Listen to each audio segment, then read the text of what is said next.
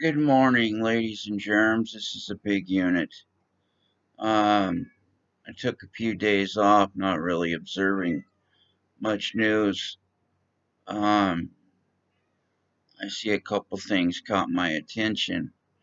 Um, we've got a couple in Michigan, um, and the video became viral of a white gal pointing her gun. It says at her gun, was actually pointed kind of down and to the side, which I think is actually something that's taught in self defense. Um, you know, uh, and to what side depends on if you're right or left handed. She's right. Hi, Bobby. Right handed, so it's kind of down and to her left. Hey, Bob. How you doing? It's Bobby's birthday today. And it's also Independence Day, the 4th of July. I'm going to make some cupcakes and have him a cupcake with one candle. It's his first birthday. Um, and then I'm going to have kind of like a chicken or tuna canned food with a candle or a cat food cake and take a few photos. Maybe I'll post some of those. Um, anyway, I'm sure most folks have seen this video. If not, it's easily available. Uh, at first the video became viral. We just basically had this woman pointing the weapon back up, back up, back to up, and then she actually ended up backing up. The black mom, and she had a 15-year-old daughter, and apparently one other daughter there. Um, and The white lady had her husband there, was all we knew. But some people were astute enough to notice the white gal constantly holding her stomach, and they speculated that she was pregnant and it was part of her wariness. And I would agree with that, and it turns out she was pregnant, and also apparently that she had two, uh, I don't think babies, but young children, probably between 5 and 10, in the back of their van. So she had reasons to be wary and to be even more wary of even just a simple altercation if she's pregnant. And her husband, without citing him, didn't seem a type to engage in any type of physical, you see what I'm saying. Um, but it's ridiculous how this started just with apparently incidentally bumping into one another on the way out of a Chipotle restaurant. Um, and The white gal, I seemed hesitant to flat out apologize, but she's standing there holding her tummy and with her head down and trying to say something. But the other ladies had her cornered really and were standing in her way, not letting her go to her vehicle, standing in between her and the passenger door of her vehicle. Um, and that's not right, obviously, and that's enough to feel unsafe, especially knowing she'll know her husband better than anyone, probably, and he's not even nearby at that point. I'm not sure he had even come out of the store yet at that point. So it's a pregnant woman and three other ladies. Two of them are kids, but they're 15 and older. So, and then one woman that's smaller than the other lady, and she's pregnant and holding her stomach, you know. But she was trying to apologize or say something anyway and was constantly cut off, is what I see. And I heard her apologize, and she did later on, but in the form of, I'm sorry if this has caused you to feel like someone is racist or anything, but I care about you, and I'm sorry if it made you feel that way. To me, that's an apology, or needs to be enough. Um, but you can't demand apologies of people, and you can't prevent them from moving about freely. You know, um, I mean, Ahmaud Arbery, in that case, one aspect of the guys that are charged in that is just getting in his way and preventing his free movement. And in that regard, they're actually charged with um, deprivation of liberties, or it's akin to kidnapping and preventing someone from freely moving about.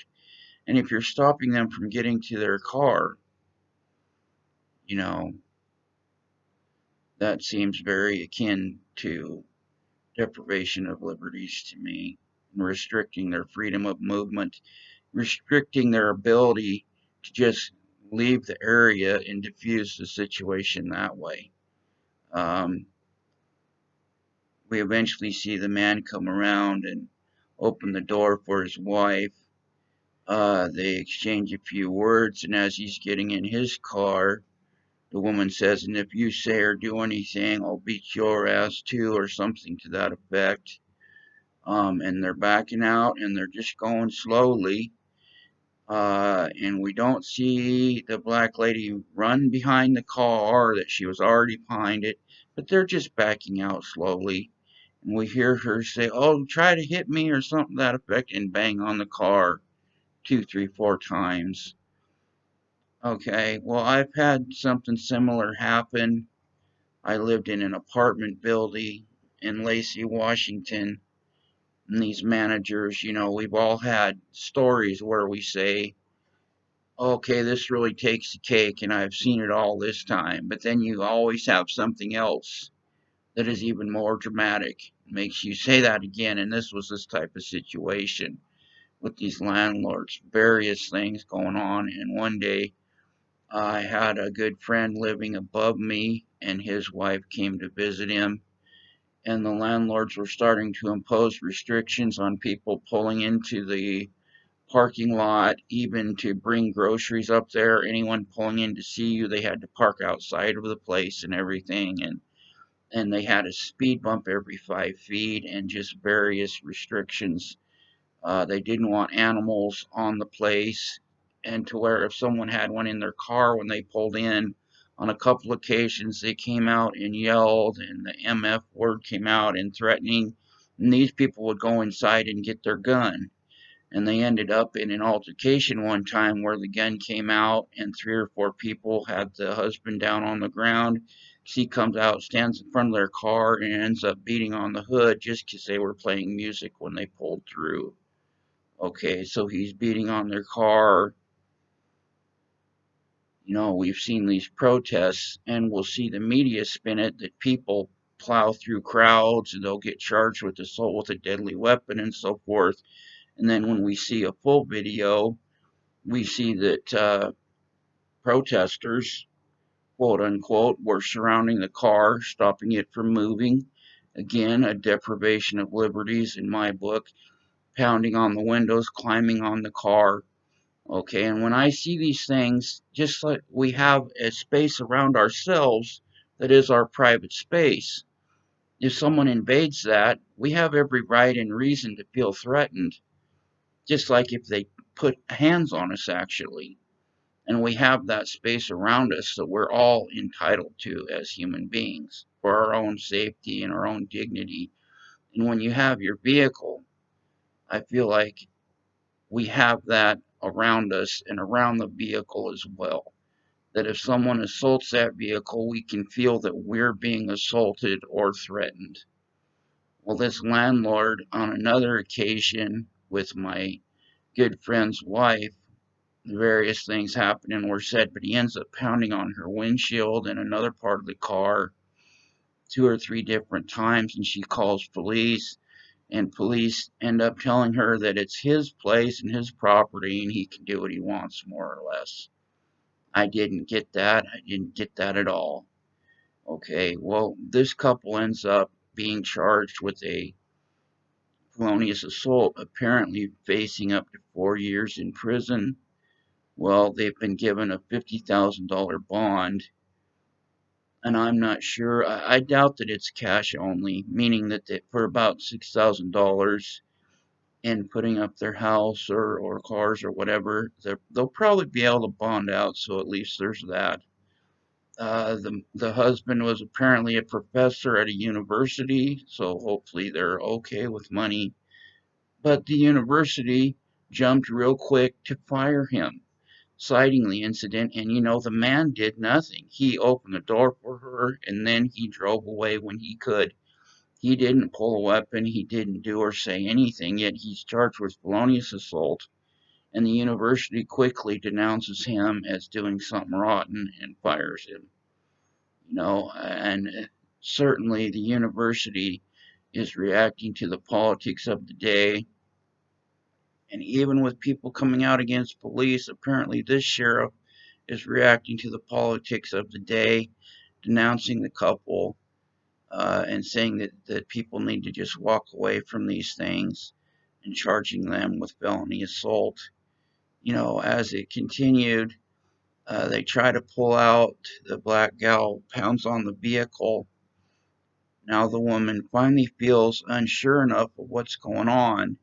She's got two young kids in the back seats. She herself is pregnant, and there's the mother and two older teens there. Now she's run to the back of the vehicle, pounded on it, and continuing to curse and accuse them of things. And of course, accusing them of being racist has come out a whole bunch of times already. And she's got the apology she demanded. You have no right to demand it. And keep in mind, this is an incidental bump as one's going in and one's coming out of a store. To me, that's pretty absurd. You know, they both have concealed carry. She took her weapon out and she cocked it and pointed it more or less like this, down and away a little bit. Um, but they just say it's pointed straight at her. And rather than just walk away, say, okay, we're done, the black mom pulled out her phone and started filming, got a little bit more arrogant, even. Oh, you're going to pull this and we're going to do this, and actually step closer to where the mom is saying, back the F up, back the F up. But she is backing up a little bit, retreating, getting farther from her vehicle, where the daughter finally is saying, Mom, stop walking closer, you know.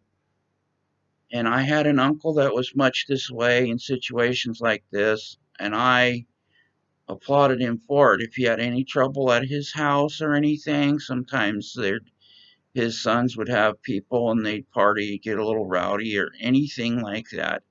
He would not play games, and he didn't need to fight and then go brag to people. I was like that in school. I wouldn't fight so that I can go brag or anything, and people didn't get that. Would try to push you and fight, and that didn't have any value for me. And this woman, if you can understand what I'm getting at, was the same way, it appeared. All she wanted was the situation diffused, and she figured if I just go ahead and show the gun, show the weapon, then they'll just walk away and we can go. I don't care about, winning or losing this argument or anything, or my pride or race or anything. I just want to diffuse it and go home safe, and everyone go home safe. Um, that's what I got out of it. Um, it certainly mystifies me how the man is charged with anything. Um, but if it were me, I would have I bump into someone accidentally on the way out of the restaurant, whether it's the daughter, the mom, or all three of them. Hey, you bumped into me, whatever. I would have looked back over my shoulder, big smile, and go, oh, I'm sorry, sweetie. I sure didn't mean to. I didn't hurt you, I hope. Oh, you guys should try such and such in there. It's so good. Something like that. And then if they had pushed the issue, what more do you want at that point? You want to demand an apology. Now, what do you want me to pay for your meal or something too? Um, then, they're obviously the aggressor at that point, which to me they obviously were anyway, but someone's trying to spin it a little different. You know, if you feel like commenting, who do you feel was the aggressor?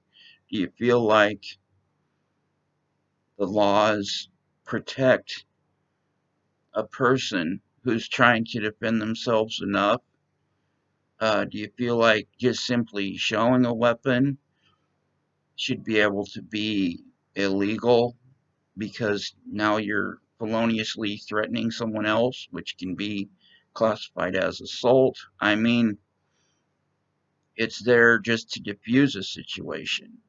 In my mind, you've not assaulted anyone or done anything, and in cases like this, it's brought out because that party already feels threatened. And this person was outnumbered, she's pregnant, she's got to protect the child. Do you think the laws should change a little bit? If anyone feels up to it, I'm going to be improving the channel. Maybe sub or, comment. Mostly, say a little something and, consider if these situations were to happen to you, how you'd respond, and consider what you really don't want. Just keep yourself clear of any police trouble, and if an interaction was to happen with police or one like this, to me, bear that in mind, maybe above all other things, even. Don't worry about your pride or anything like that, certainly. And, the best way to avoid trouble with police is to just not have to have any interactions. And then if you do, don't let them amount to anything to where you're caught up in the system. Because I see it. And the thing on my end is that it's not a racial thing. Everyone has these difficulties with police. And the police have a really undesirable job, you know, but we all, it feels like we have a common enemy sometimes.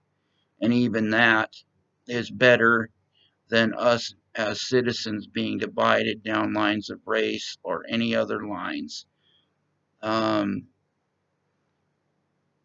we shouldn't have to feel like we have a common enemy in police. Sometimes it does feel that way, but we don't want to give in to that mentality. But at the same time, we want to consider anytime these things can happen that high on the list of priorities, keep ourselves clear of any involvement with police and getting caught up in the system. It's something you don't want. Take my word. All right. God bless everyone. Have a great, clean, and sober day, and you know, bless the Lord today, and may the Holy Spirit guide and protect you in Jesus' name. And God bless this country. Have a great and wonderful Independence Day, and I'll post some pics of old Bobby and his birthday cake. All right. God bless everyone. God bless my family. If you see this, thanks. Bye.